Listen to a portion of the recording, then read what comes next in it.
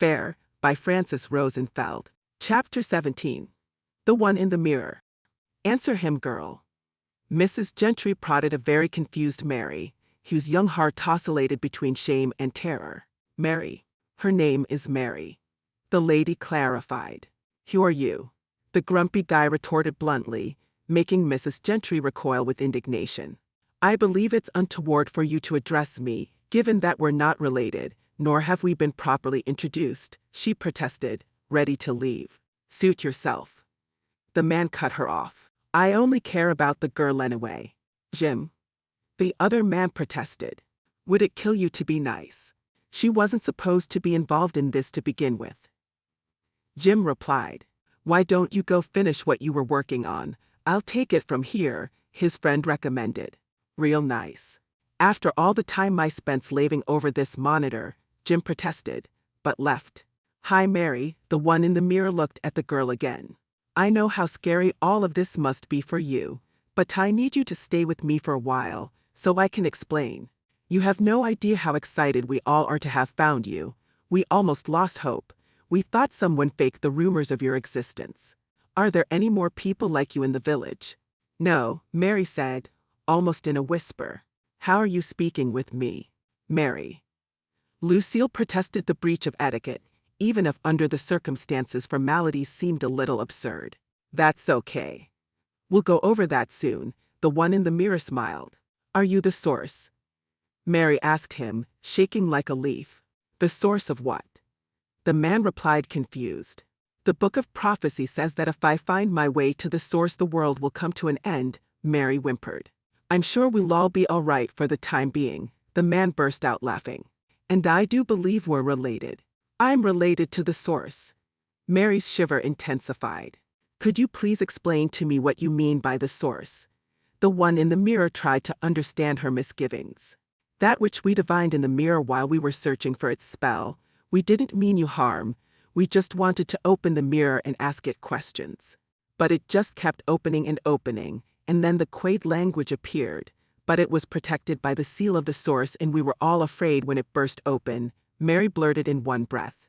You don't mean the source code, by any chance? The one in the mirror did his best not to laugh. Indeed, Mary started crying heavily. What will become of us? I won't let you scare this child with your wicked chatter about the end times. Lucille intervened. Let's go, Mary. She said out loud, and then whispered in her niece's ear.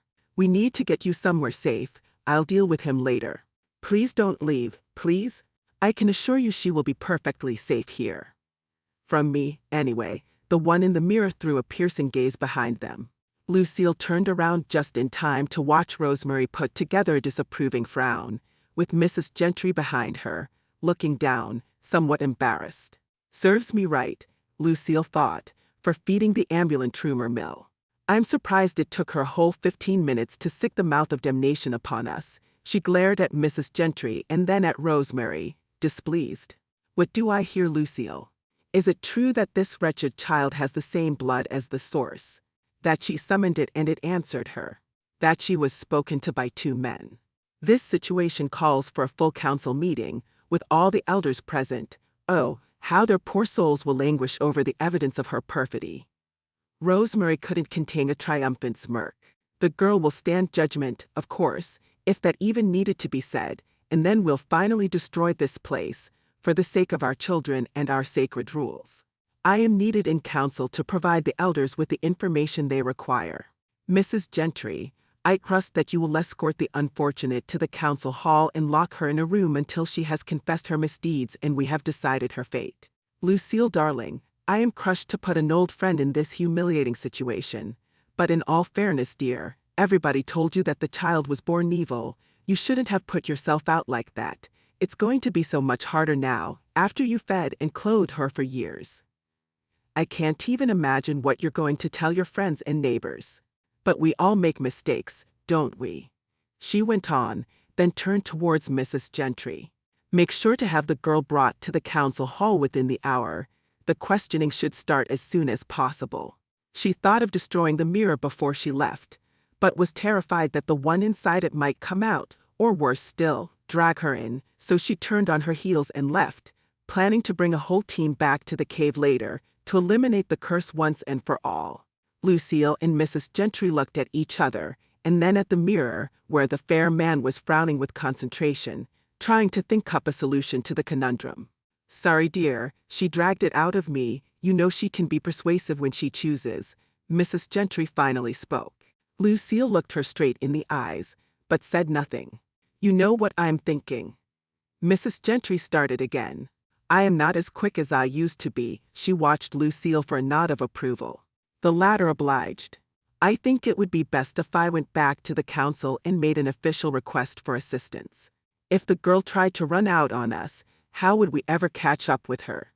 I will have to follow procedure, which may take me a while, so keep an eye on Mary, will you?" She fidgeted, not knowing how to continue the conversation, then said, "Well, I'll see you later, time is of the essence, it seems," and left the room, scanning for exits out of habit. "What are we going to do, Aunt?"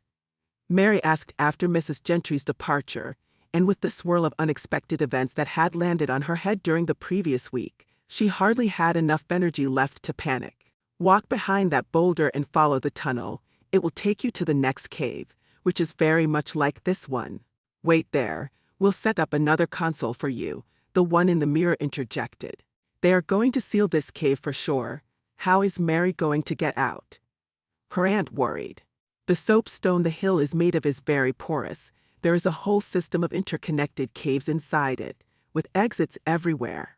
In truth, I'm counting on them sealing this one. It will take the heat off of us until we figure out a more permanent solution. I'll guide you through. Don't go back the same way you came in." "What happened to the tablet?" he asked. "You mean the smaller mirror, with the symbols that burst open when you touch them?" Lucille asked. "The portable computer with the touch screen, yes," the one in the mirror said. "What's it?" Lucille started asking.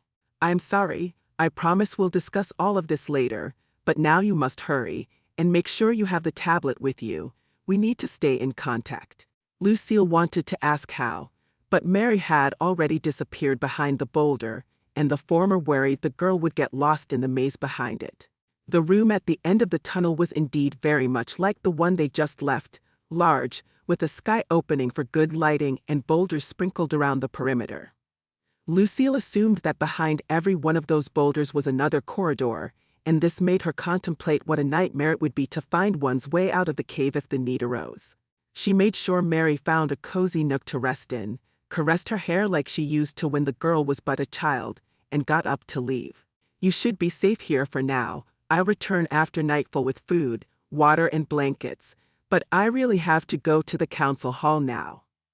I'm sure Rosemary already convened the plenum." "What if they don't let you leave, Aunt?" Mary asked, choking down tears. "Oh, don't worry about me, child. I spent decades dealing with the council. I know how to handle myself. See you tonight," Lucille said, smiling as she left.